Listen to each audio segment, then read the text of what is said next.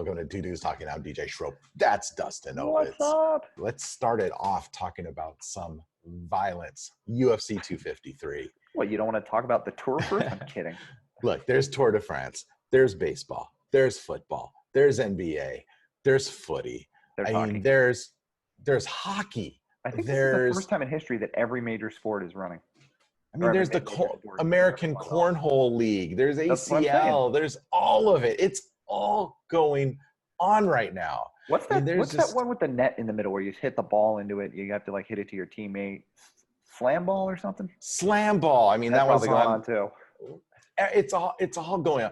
Beach volleyball. I mean, there's love beach volleyball. So there's a whole lot of everything going on. But let's talk about Dominick Reyes, Jan Blachowicz. Sorry, I can't pronounce that last name for the life of me, but if it doesn't matter. If you can't pronounce it, send us an audio clip of how to yes. Give me the Jan, look.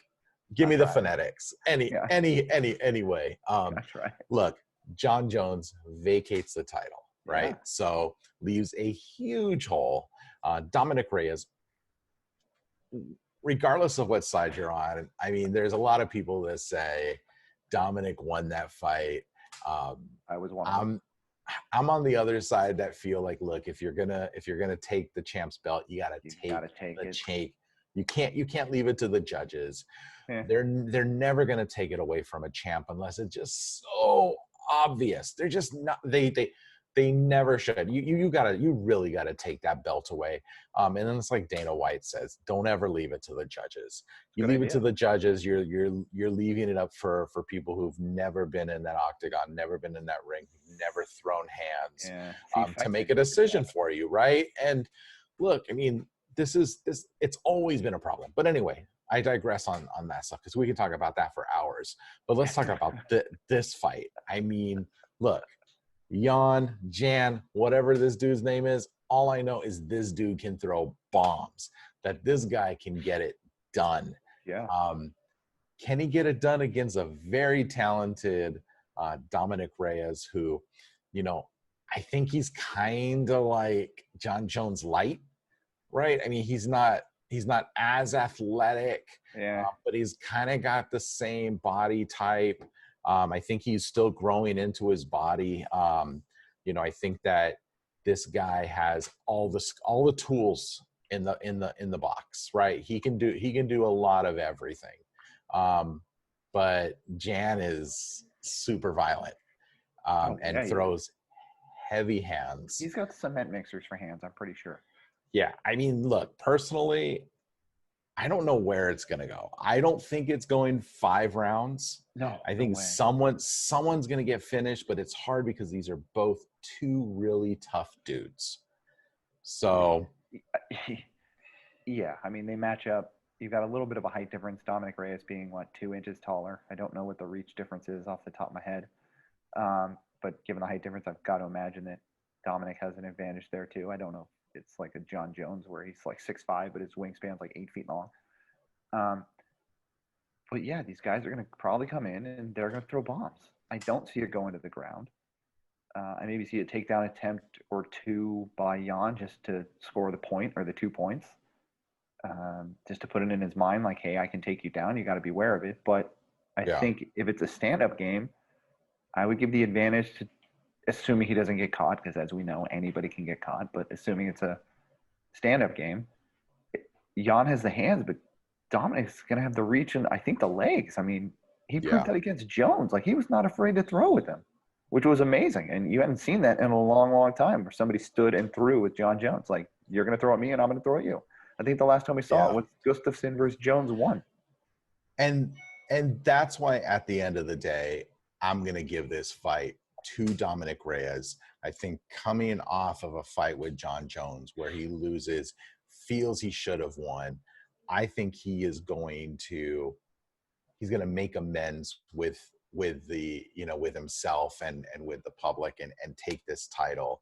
And I think it's going to be one of those instant classics. I don't know. We'll see. But my prediction is third round stoppage in Dominick Reyes' favor. Yeah, look, I want it to be back and forth. I want these guys to reignite the division now that Bones is left. The light heavyweight with Bones and all the challengers, Rashad Evans, all the way back, could carry basically the UFC for a long while in terms of just exciting fights. You either had a rivalry or, the guys were talking either real or fake smack. But I really would love a back and forth fight, be it a brawl. I don't care, takedown or two. But I got to agree with you. I see Dominick probably winning. I hope it doesn't go to a decision, just because those are usually, not always, rather boring fights, or somebody gets penalized. We'll get to that later. Unless we get a Jones versus Gustafsson type fight. Oh yeah, well that's what I was going to say, mostly because the Jones versus Gustafsson one was maybe the greatest fight of all time. You could say Bonner versus Griffin and Ultimate Fighter was the greatest fight ever because that was ludicrous.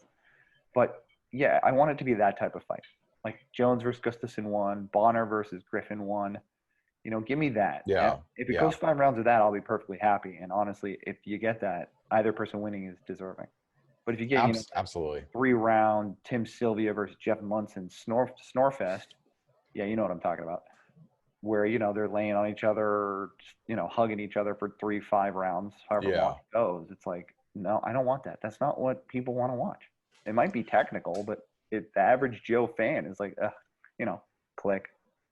Yeah, for sure. I mean, look, we'll see, but like I said, I'm hoping for a slugfest. I think, look, both these guys want it. It's interesting because you have a vacant title and then you have 2 hungry, warriors going after it. Yeah. So what are you going to get out of that? I think you're going to get everybody's 100%.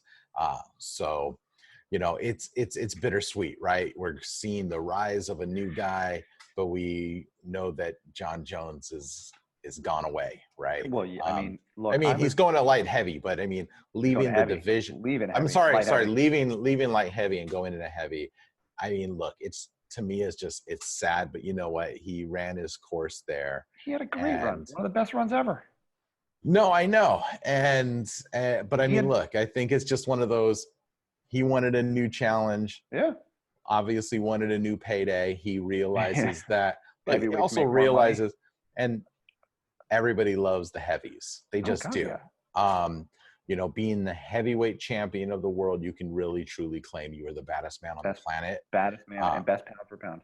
Yeah, and when you're the light heavy, you. I mean, look, not taking anything away from that title. I'm not taking anything from Jon Jones' career, obviously.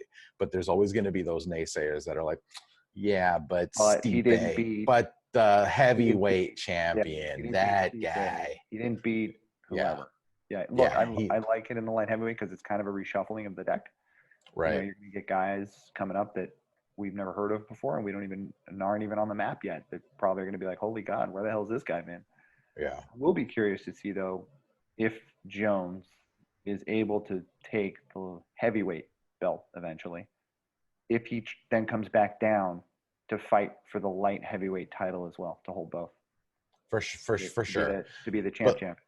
Look, let's move on, because this next fight is the fight, right? You have Israel Adesanya and Paulo Costa. Yeah. I mean, if you're not excited for this fight, they are very, very different type of guys, right? On one hand, you have Paulo Costa, who's just this wrecking ball,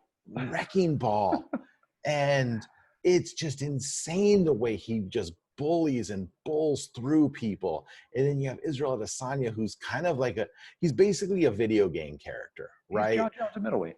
Yeah, absolutely. I mean, look, I worked with a guy in Bellator by the name of Michael Venom Page, who I think is I would love to see Venom Page and Adesanya fight, because those two dudes are very Street Fighter video game style fighters. It's almost kind of like remember I mean, if you want to go to video games, it's kind of like he's the Ken of Street Fighter, and then you have Costa, who's kind of like is it Blanca, the green guy, right? Yeah, with the electricity. Yeah, with the one that he would go into a ball and he would Yeah, he had roll. like the orange hair and the orange chest hair. Yeah. I mean, look, I think at the end of the day, I think it's going to be. I mean, Adesanya is super quick. He can lightning. move out of the way, but if he gets caught, he's going night. Well, no, if Costa gets him with his hands, because they're both muscular. Don't get me wrong. I'm not saying that the following, thinking that Adesanya Costa's like. That's what I'm saying. I don't think that Adesanya is not muscular. He is, but compared to Costa, Costa looks like he's from marble. Yeah, it's ridiculous. Yeah, I mean, that guy, he walks into the ring and it's like, Jesus Christ, what are you eating? Like, give me a training regimen, please.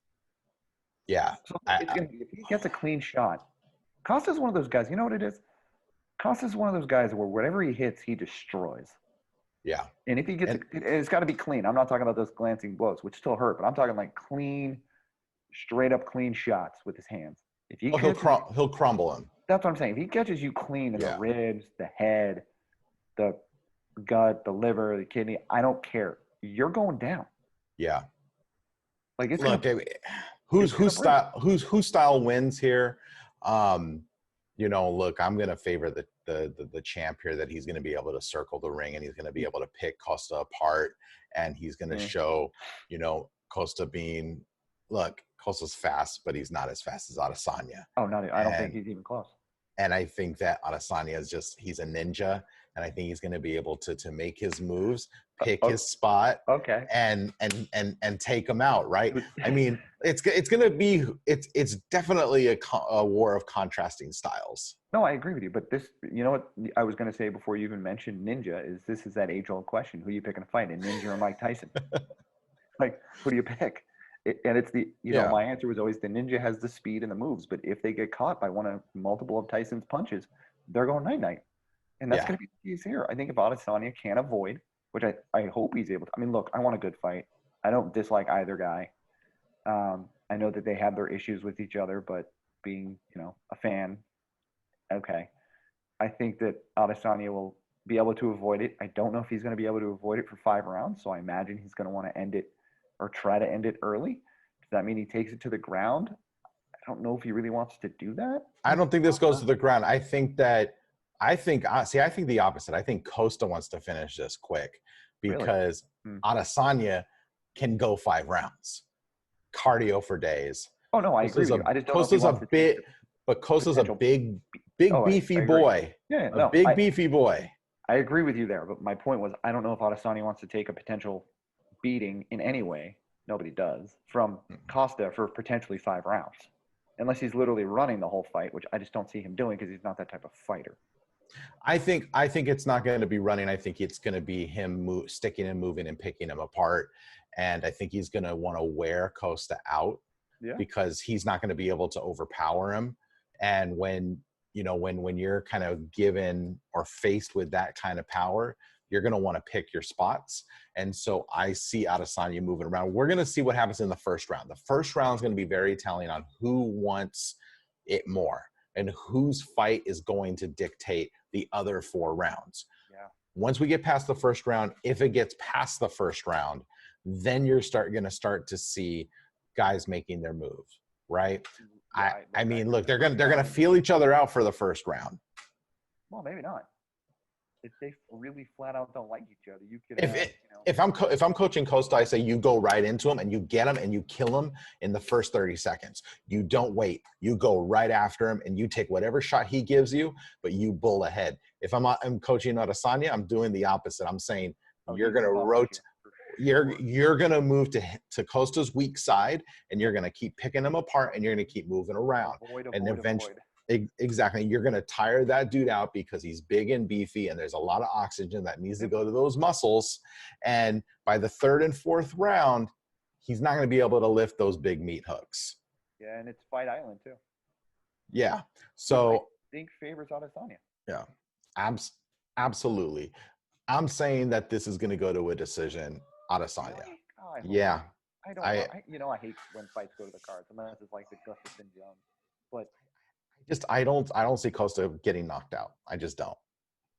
No. Too tough of a dude. It's hard for me to say, oh yeah, Adesanya can can go ahead and knock Costa out. I don't see it happening. You actually thinking about it? I don't see Adesanya. Well, if Adesanya gets clipped, he's going to be sleeping for a wee bit.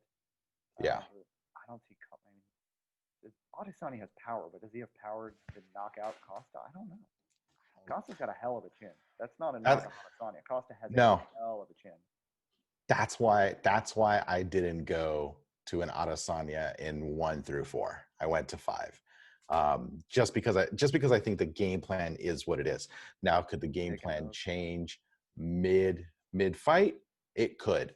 Yeah. Look, I'm not, like I said, I'm not picking against Stylebender. I think he's going to do some video game stuff. I think he's going to try to mess around with him, and I think he's ready to go 5. I don't think Costa's going to be able to go 5, but we'll see. The later the fight goes, it favors Adesanya. Yeah. Yeah. Anyway, so moving on from UFC 253, I do want to bring up a couple things. Speaking of Bellator, speaking of when I was talking about Bellator earlier, Michael Chandler signs with the UFC. Yeah, huge. And he is the backup fight for the Gaethje championship fight. I'm sorry, that's bullcrap. Give him a fight. But it's interesting. But hold on, it's interesting, right? Because Dana White said that Bellator and their fighters couldn't hold a candle, hold a candle to these guys. And then he's the backup? He's the backup. So apparently, I mean, it's smart because, look, you want Michael Chandler. Look, we're not ready to give you a fight yet, but, you know, we don't know what's going to happen between Gaethje, Khabib. We don't know what's going to happen here. So we need to let's hold you for a hot second. If something happens here, you're going to be ready to move in. I suspect that there is going to be a fight for Michael Chandler that's also being set up. I'm thinking that they tell somebody, XYZ fighter, prepare for Michael Chandler. Michael Chandler, if you don't have to fill in here, you are going to slide in against this guy. Okay. And I think because it's Fight Island, anything goes. They're going to be able to put Chandler versus Dustin Poirier or whomever. That would be a good right? Fight, actually. Yeah. Okay, I'll agree with you there, but I'll make it a little different. But I'm going off of what you said. So I think that you're correct. They have a fight lined up for him. And I think they know what it is. They're just telling everybody in-house and him, do not announce this. You are the backup fighter for this fight in case something goes wrong. But if you're not, you're facing – we'll use Poirier as the example because you brought him up. Yeah. You're facing Poirier that same night or the next night or whatever. I mean, they can make it the same night. They should. It's like you prepare. Here you go. So that might be what Fight Island. Fight Island. And that would make sense if they did that. Like, you're the backup guy. But, you know, we told the other guy to prepare for you. You need to prepare for him. You also need to prepare for the other guy, which sucks. But then if that doesn't, you know, nobody gets injured or sick, hopefully, then you're fighting the guy. We'll put you at the, you know, wherever you are on the card. But we're just not announcing it because we want to see what's going to happen. That makes sense. That I'm okay with because that's basically the UFC being smart. Yeah. Then watching the business and going, we don't know what's going to happen. We might have somebody get injured. You have a fight, but we also want you reserved just in case something goes wrong with that card. Right. But if not, you're like right under them, you know, not the prelims. You're on the main card. We're just not putting you on it because we want to make sure nothing goes wrong. Yeah. So, you know, once they pass the COVID test, hey, by the way, also Chandler's fighting whoever. Let's backtrack real quick on Tyron Willie, Colby Covington, even Nico Price and Cowboy. Let's start off. Talk about that fight first. Yeah. Eye poke. Yeah. Look, before the eye pokes, Cowboy looked slow. He looked old. Yeah, he looked tired. He looked tired. Yeah. You know, he just sad. I think he wanted to be there. I just, you know, the mind wants, but the body cannot deliver. Right. And well, it's not exclusive to him. That's happened to like 21-year-olds too. Mentally, they're great, but physically, it's like the body's like, we ain't doing this tonight. Everybody has offers. Yeah, and I think, but I think with Cowboy, I think that the mileage is now catching up to that engine, right? Yeah. And sadly, you know, I mean, even Uncle Dana after the fight in the post presser said he's going to have a long conversation with Cowboy. Well, okay, let's talk about that fight specifically. Forget the post presser. Yeah. Just the fight. What did you think of the decision? I think it was they didn't want to go against Cowboy. Is that what you're like? Yeah, I mean, yeah. I mean, it's not that decision if the eye pokes don't happen. Well, I guess the first one happens, but the rest of them don't happen because then he doesn't get the point taken away. Yeah. So it would have been a split decision for Price. Yeah. What you're saying is because of that 1 point or two. I'm pretty sure it was one. It's a tie? Come on. Yeah, I think it was we don't want to take this away from Cowboy. This could be his last fight. And I'll give him one more. I think that Cowboy can go. Now, I don't want to say be a coach on Ultimate Fighter because they're going to pick a bigger name, but maybe he can assist. Because he should. Maybe he can assistant coach or something, or you know what? Maybe I don't know if there's a new format of the show. Maybe there's a new format, and then Cowboys like he would be perfect. He's perfect as a coach. Started like independent. Yeah. Went to WEC at the time, I think. Yeah. Fought his way through that. Strikeforce. UFC. Come on. No, he's a tough dude. He's made it this far. Unfortunately, he never got to actually hold the belt. But Dan Marino. Look, yeah, I mean, Nico Price. I mean, I want to discount the guy's enthusiasm, but honestly, like, I think he pounded he should have finished a slow and absolutely should have finished old an old Cowboy. And so the fact that he couldn't, and the fact that he was as happy as he was for a draw. Yeah, I mean, by that. Why was he so happy? That goes back to like the ESPN Monday Night Football. The come on, man. Like that was a come on, man. Like, you're really happy and excited to draw with Cowboy, the guy that you should have beat? Yeah. Get out of here. Yeah. All right. Switching gears, unless you had anything else on that. Let's talk about MAGA country. Goodness fucking gracious. Look, I texted you after repeatedly what Colby said about Tyron and coward LeBron. Well, just before the fight, he called Woodley a terrorist. Yeah, which I don't understand. Which I'm like, is it because he was? No, it was because he was supporting Black Lives Matter, and Colby is Mr. Because he's Mr. MAGA, and I think that they believe that BLM is a terrorist organization, which it obviously is not. The Taliban and Osama bin Laden. People that caused 9/11, among other tragedies, were terrorists. I mean, think that you got to back up the truck just about a couple hundred miles. I mean, Colby Cheese Covington should just shut the hell up. I think that, look, he takes his picture with the president. He wears the stupid MAGA hat. You got called by the president. And look, at the end of the day, keep your politics out of it. But we know what he's doing. He's created a character. There are some people out there that said that's not really who he is. This is a character created by Colby, like he's like a WWE guy. If that's the character you're picking, man, like he went heel. Dude, he went like full racist heel. And I think, look, I wanted Woodley to let his hands go and knock Colby out. It didn't happen. Talking about the actual fight, Woodley was just disinterested. He didn't care. And he just, I don't know what the hell he was doing. He obviously wasn't scared of Colby.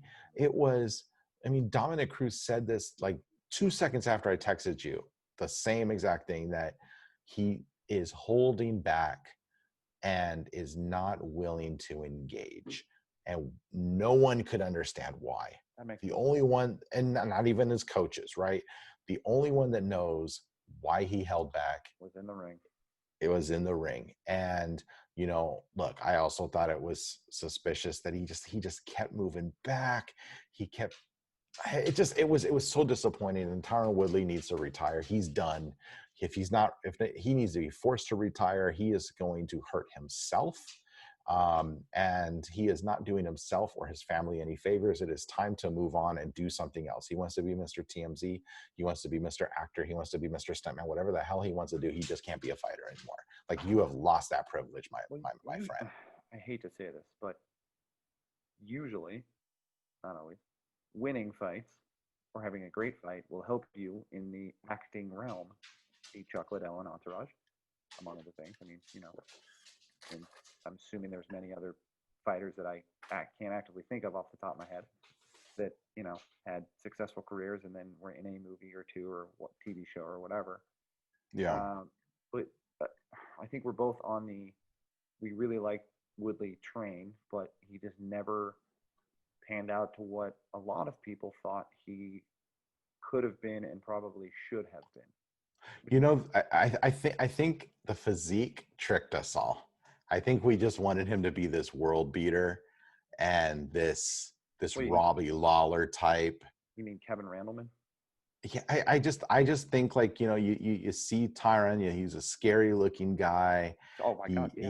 He's got swag, he's got it all. And then the fighter doesn't fit the look. I think that,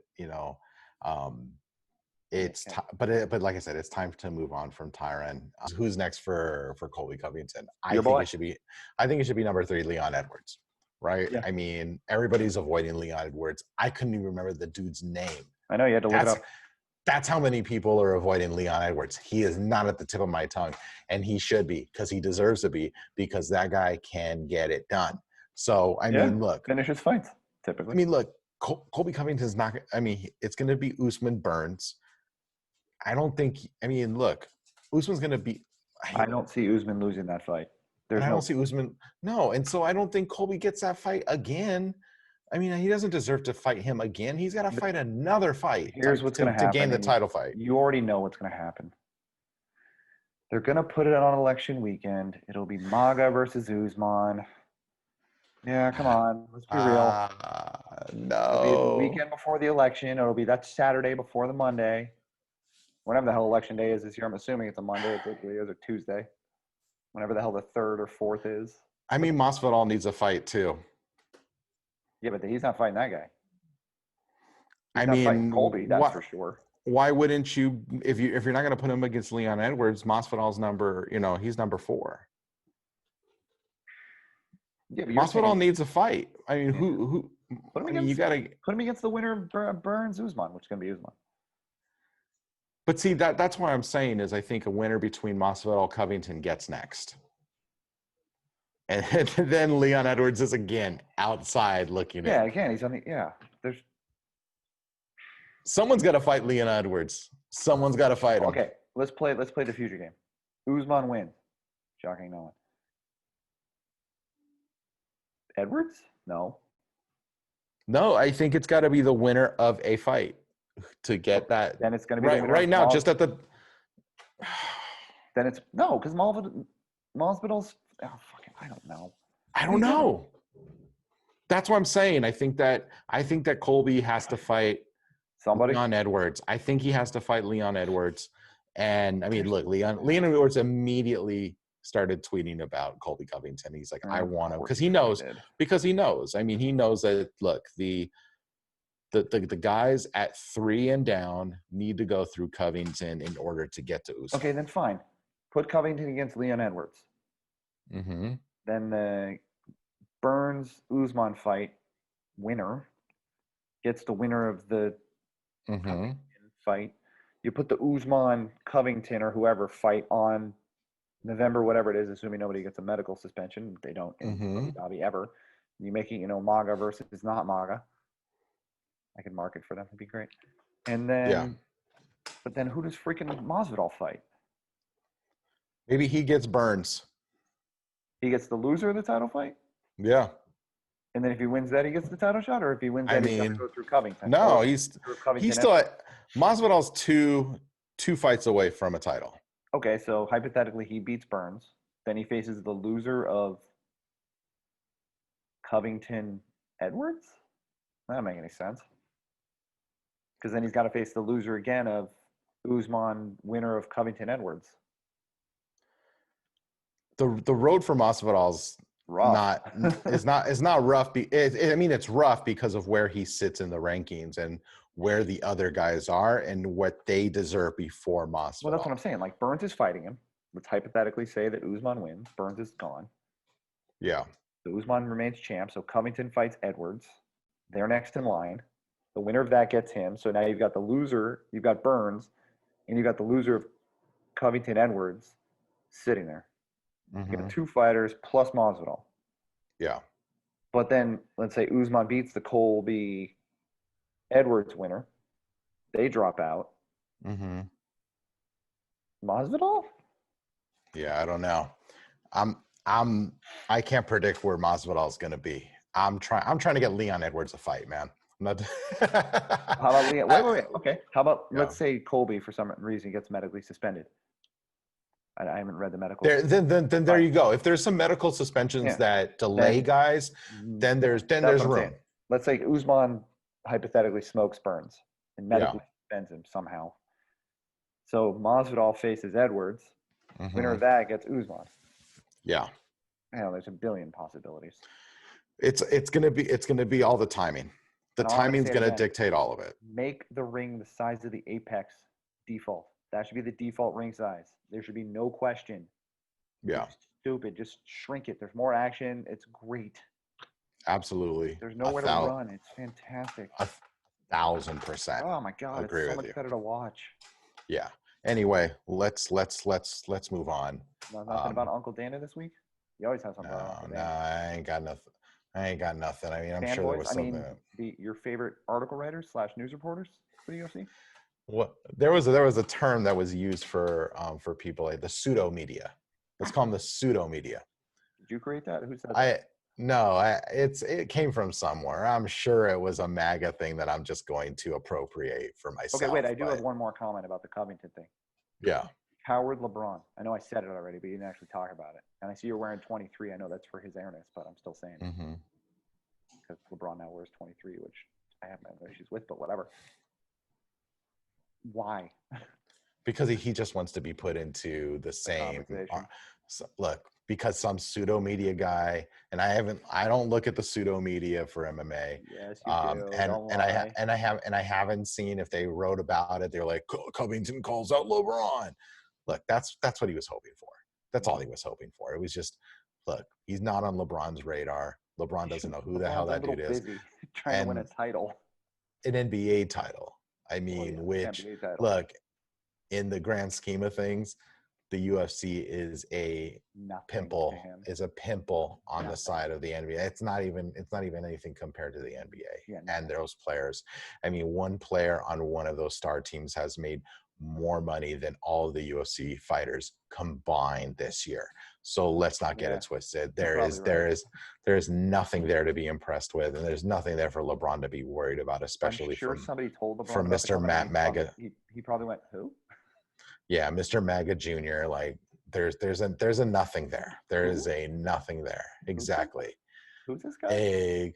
Oh, he's a professional fighter? Oh, that's right. Cute. I mean, look, if LeBron's not even going to have a conversation about the sheriff of LA County calling him out, he's certainly he's certainly not gonna respond to Colby Nobody Covington. Right now, given the playoffs. He might be on no, I'm not dealing with it. My team deals with it. I'm not touching it until the playoffs are done.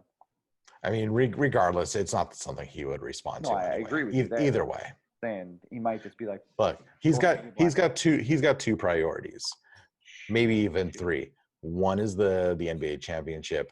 2 is making sure that social justice and voting gets done and gets fixed. And then 3 is helping re-sign Anthony Davis. That was the one I was going to ask. Never mind. That is the third one. Those are the 3 priorities. Right, we're going to switch for this this to the team. NBA because we started talking about it. So Kobe, aka Anthony Davis, at the moment on his buzzer beating 3, and then I watched it. I just didn't see him say Kobe. I believe he did. I have no doubt. He confirmed he did. He said he did. They said they caught it on mics. I just didn't hear it.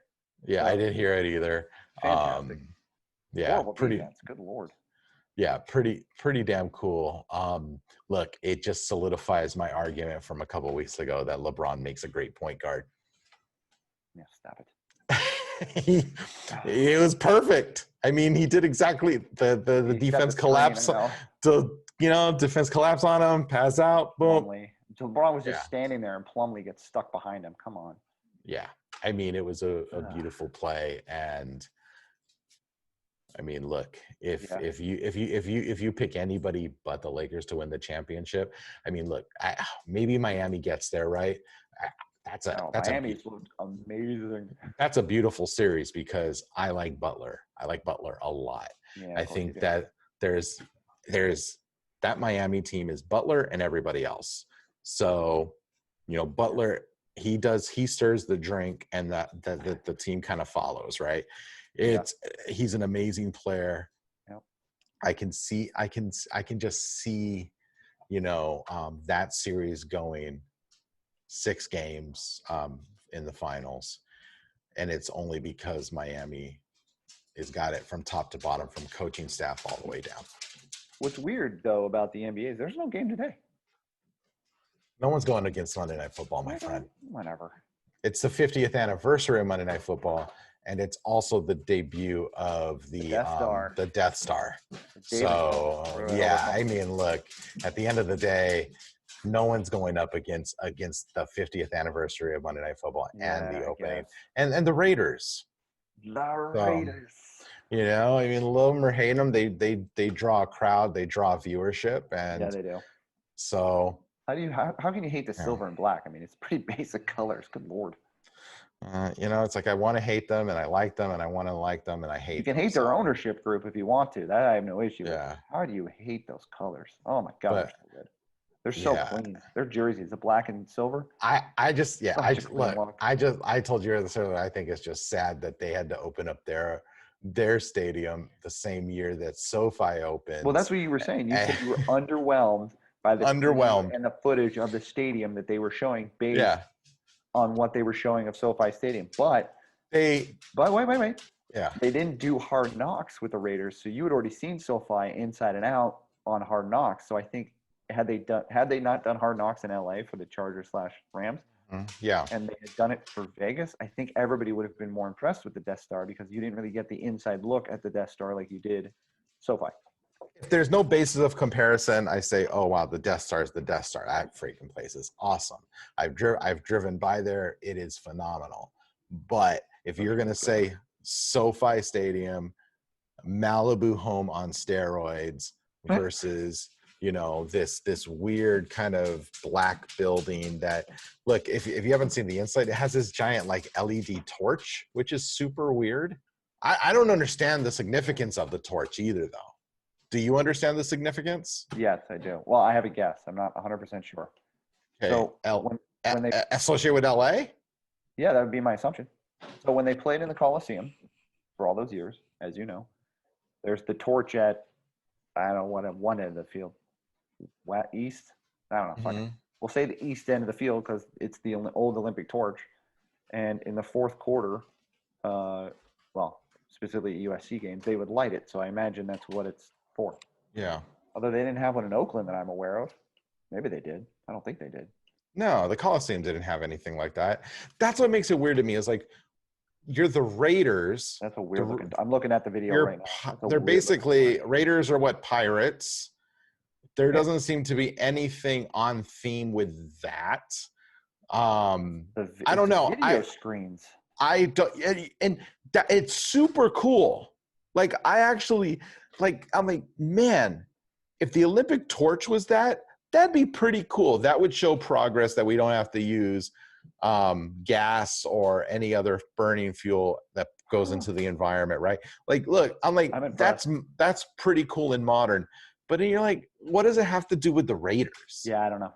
And Monday Night Football did not do a good job of explaining that. They just had this really wide angle of, here's Al Davis's widow to light the torch. Yeah. And then they kind of like cut away. Yeah, they and it was like, and then they cut. It was weird. The background of the torch through the windows is the strip, which is kind of nice.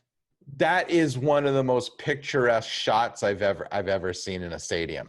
So I'm not taking anything away from them there. Yeah. I just think, look, the outside of the The Death Star. Okay, I want to say the black hole, but the Death Star basically is the black hole. Super impressive. Oh yeah, it is like.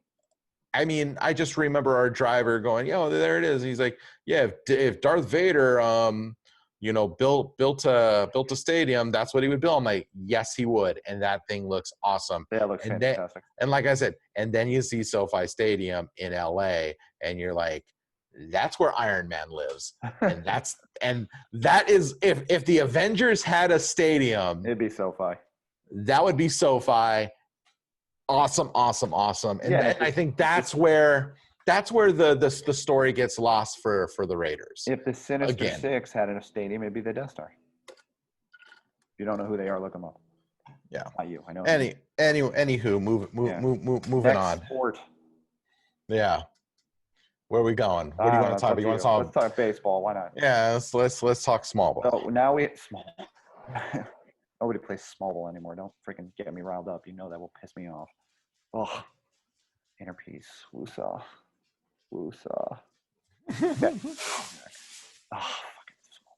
So there's about a week left in the season. I can't believe it. So right now, the Dodgers have the best record in baseball, which, I love because diehard Dodger fans. But you want to guess? I know I told you already. Who has the best record in the AL right now? So I thought it was the Oakland A's. So did I, actually. And it's not. Tampa Bay Rays in that horrible, horrible stadium. I mean, it's only by one game over. Do you want to guess who's in second? I would go to the A's. It's the Chicago White Sox. Interesting. There's like 1 or 2 games separating the top three. Actually, 4 teams. No, 5 teams. Wow, crazy. Look, this is a weird and wacky season. Totally. Where, look, we started the season thinking we're never going to finish. One, we were never going to finish, but 2, anybody can win. Yeah, it's anyone can put themselves in position to win. Absolutely.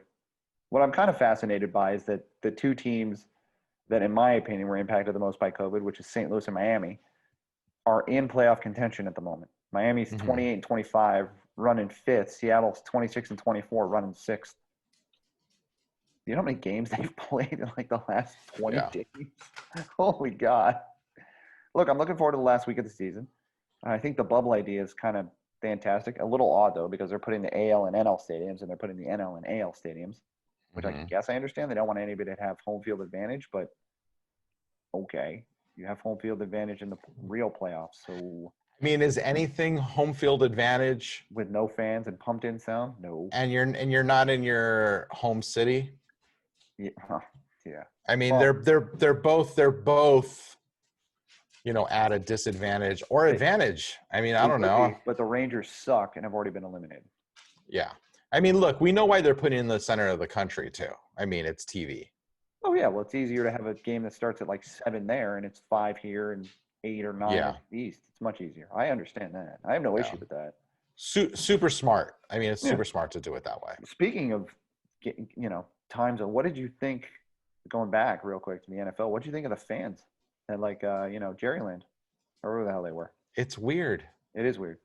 It's just weird. It's weird seeing fans in an arena. I mean, it was weird when I saw it in Kansas City. I was watching some college football this weekend, and it was like, wait, there's fans? What the hell is going on? I mean, I get it. I get why they're doing it. I mean, at the end of the day, it's all about money. There was a great 60 Minutes piece. There was a great 60 Minutes piece where they interviewed Coach O at LSU and how they're dealing with the pandemic, and he did the whole, I'm just a coach. I just get these kids prepared to play. Oh, bullshit. Sorry. Yeah, whatever else happens. I mean, it's obviously it's coach speak and it's a cop out, but I also believe look, Coach O's not in charge at LSU. He may be. I don't think he is. I think at the end of the day, I think at the end of the day, the president's in charge. It's not. He's not Saban. You know what I mean? Like, he's not Saban. Win the title, but Saban's in charge of that university. The president has very little power. Coach O's still second fiddle, and so I think that's why he's he acts the way he acts. But it's super weird to see. It's super weird to see. Oh, and then whoa, that was fun. I'm blurry. Damn, the camera got drunk. Yeah, right. Switching back to your favorite sport, golf. Yeah. Your other boy, DeChambeau, correct me if I mispronounced that name. Nope. And I use this to be funny, crushed the competition, out-muscled everybody, if you will. You know what's funny is that he didn't he actually was outdriven by his opponent Matt Wolff. He was? He was. Wow, not what I read. No, on average over the 4 days. I was like, there's no way. Look, at the end of the day, there was one hole where he hit 356. Bubba Watson hit 355. I mean, it's not like he is completely. The long drive competition where they put 1 in 10 in the middle of the fairway. But he's also saying, I'm gonna pull. When some guys pull 3-wood, I'm gonna pull a driver. And there was, I think it was 17 where Matt Wolff decided to pull 3-wood. He decided, nope, I'm pulling driver and I'm going to hit it and I'm going to cut the trees and I'm going to get it as close as I can so I can just take a pitching wedge and hit right up onto it. Look, the purists, I was texting all day with a couple of dudes who are purists. They hate what he's doing. They think that it's cheating, and I'm like, it's not cheating if it's legal equipment and if he's doing it within the rules. If somebody pulls out a driver and you hammer because at the end of the day, you think baseball players are traditionalists and purists and follow these unwritten rules. Golfers are 10 times worse, and golfers think unless you play blades and unless you are hitting irons when you're supposed to hit an iron, everybody feels like you should be doing things a certain way. And I'm like, well, you know what? Then don't use GPS. Then don't use a golf cart. Rangefinder. Then Shot Tracker Pro. It tells you where your golf is. Don't through on those little chart things. Yeah, okay. Don't wear those Nike Airs. Wear the loafers, right? Use a single coat ball that hits like a stone. I got one. Carry your own damn bag. Do all of those things if you're such a damn purist. I got one. He went out there, he dominated, he proved that it could be done right. I think there should be a tournament, by the way, where they have to carry their own bag for the whole tournament. You still have a caddy who can advise you, but you should have to carry your own bag. Watch what happens. I don't know. John Daly, if that happens. I'm kidding. I mean, look, there's some guys that couldn't do it. I mean, carrying a staff bag, versus versus just a basic stand bag is very, very, very different. Those things are purely cart bags. It's ridiculous. I'd like to see more often. I'd like to see them carry 4 or 5 clubs in the bag, a small Sunday bag, and see what they do on a really short course, maybe like 6,500 yards. Well, and then need a driver, a pitching wedge, and a putter.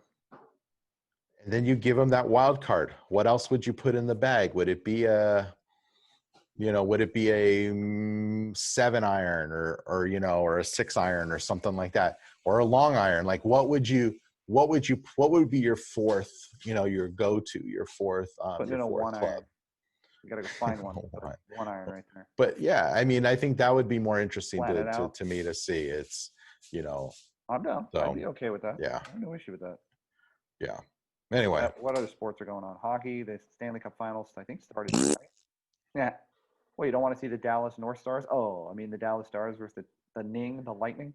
You have 2 Sunbelt teams fighting for a championship of a winter sport. Of a Canadian sport. Yeah. It's a winter sport and you have 2 Sunbelt teams. That's all I got to say. Wah, wah. I don't know if anybody's been in the Lightning this year, but it's going to be weird to see Dallas and a Florida man and Texas man go at it. It's weird. Yeah, and that's why no one's paying attention. Not well, except for those. If you're not going to have one of the original 6, no one cares. Is it 6 or 8? I don't even fucking know. I think it's 6. I don't care. Yeah, exactly. I would look. Here's the teams I would watch in the final.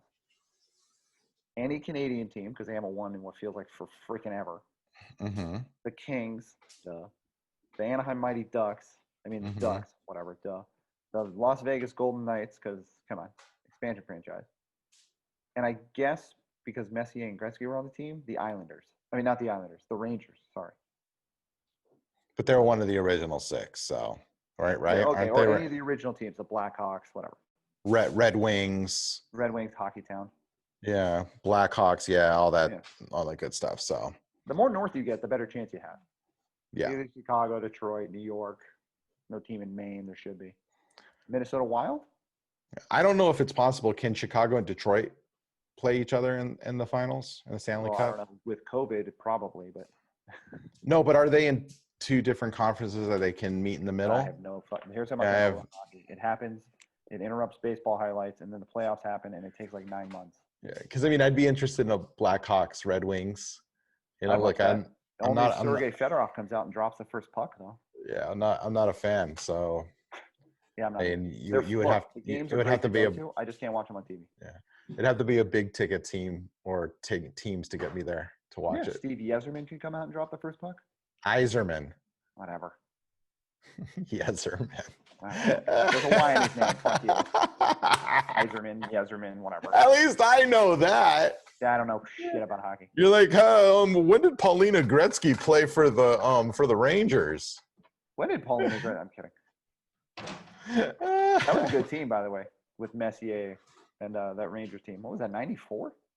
It was in the 90s for sure. It was 94 because that was the whole thing with like them. They were going on. Baseball was going on strike, and then OJ happened. Yep. That's right. Yeah. Frightening. All right, last topic real quick. Yeah. I know we've talked about this before. I don't know if it's been on recording, so I'm getting to it. Tyson coming back. It seems to be more of a reality every day.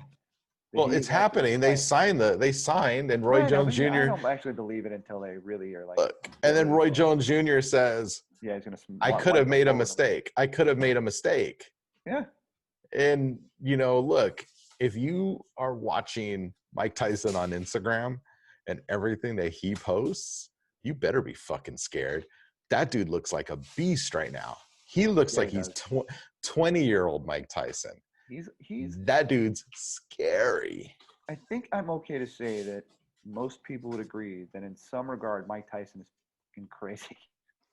Yeah, for sure. And I think if you put him in a ring, he has proven in a professional bout, not just hanging out in the suit. Yeah.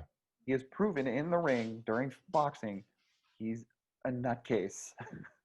Look, I think I've told you this before. I spent 6 weeks traveling with Mike. I also had the opportunity to work with him on some stuff when I was at Spike. This dude is crazy. Like, there's a certain energy that man puts off where even if you're cool, like I was cool with him, and he looked to his wife Kiki to really like trust don't want to people who were around, but you felt there was this power, this like aggression. It's kind of like petting a pit bull. You ever pet a pit bull or a Rottweiler, and they're just but that if something went sideways, they could kill the front door. They're killing you. They're biting your neck off. Oh, yeah. There's just that pure muscle and that pure aggression that lives within them. And I feel like that's Mike Tyson's like a Rottweiler or a pit bull of human beings, and super sweet and could be so sweet. But if something, like I said, if something went sideways, he's killing you. And I think Roy Jones Jr. better be taking this seriously because Mike surely is. Oh, he definitely is. Mike has clearly missed the ring. Oh, absolutely. Well, first, I was going to use the baby tiger, lion, pick your big cat analogy. Mike in normal every day is like, a little baby, cute, adorable tiger. But then he's training or it gets turned on, and he's that adult tiger that's going to murder you every way and twice on Sunday. Like, to run. Right. You can't outrun that, actually. Yeah. I'd be super scared if I was Roy Jones Jr. Yeah. I would be too. I'd be shaking in my boots. Yeah. One last topic. Posted on our Instagram. Coach Prime. That's right. Primetime, Jackson State. Deion Sanders is now the coach of Jackson State in the middle of nowhere, Mississippi. I was going to say Alabama, same thing, I guess. But don't say that to people from Alabama. but nowhere, Mississippi. Okay, in the middle of nowhere, Coach Prime leaves his cushy NFL analyst gig to go coach of all places, Jackson State. Don't know what the connection is there. But he wants to pass out some knowledge. Good for him. I mean, good for him. We'll see how it pans out. I mean, look, when you have fuck you money, you can kind of do whatever the hell you want. I'm sure that if it doesn't work out, he will be right back in the booth with the NFL guys. Yeah. So there's not really much to lose here. I think that there's nothing to gain, but to gain. I think it'll be interesting to see how he recruits to Jackson State, because you are in the hotbed where LSU is right there.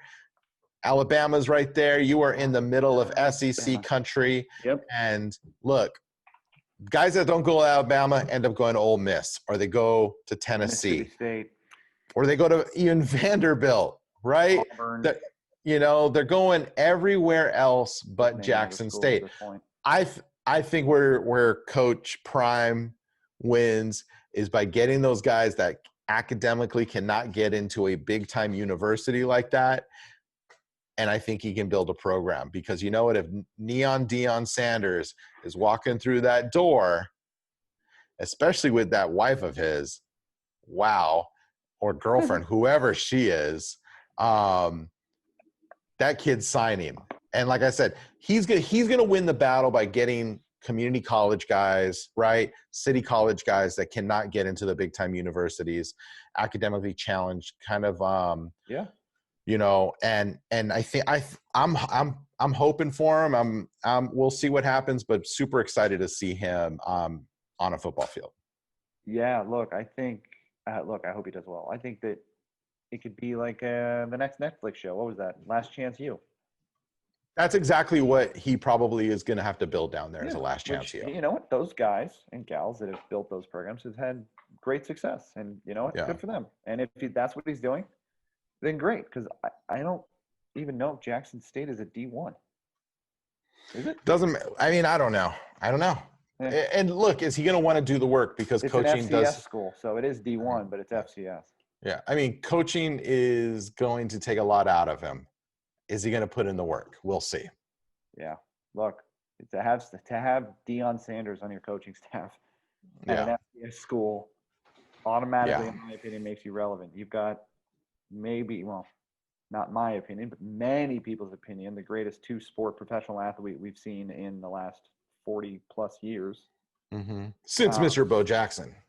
Well, that's the other argument. People either take Deion or Bo. So you're on the Bo freight train. You're not losing either way. It's two sides of the same coin. Yeah. Well, you know how people are. They like to pick sides. I mean, that are. But so look, Neon. First of all, let's talk about that for a second. Neon and Bo were very different athletes. No, well, let's talk about that another time. Look, let's not take anything from Coach Prime. No. Let's see what happens. We're going to dedicate a full segment to comparing Neon Deion and Bonos. We don't want to sell this short. We want to do it. We want to do it right. Fine. But so that's all I got. That's all he got. Yeah, that's all I got. I'm gonna go back. Drinking. Get back to us on Instagram. It's Monday. He's drinking gimlets. I'm not drinking gimlets. The lady's drinking gimlets. I was drinking vodka tonics, but I think I'm gonna switch to whiskey. And I'm going into my jacuzzi. You suck. See you guys later. I'm drinking water. From the jacuzzi? That's gross. It's hot and you're sitting in it. What's wrong with you? Anyway, I'm DJ Shrope. That's Dustin Ovitz. Get at us. Peace.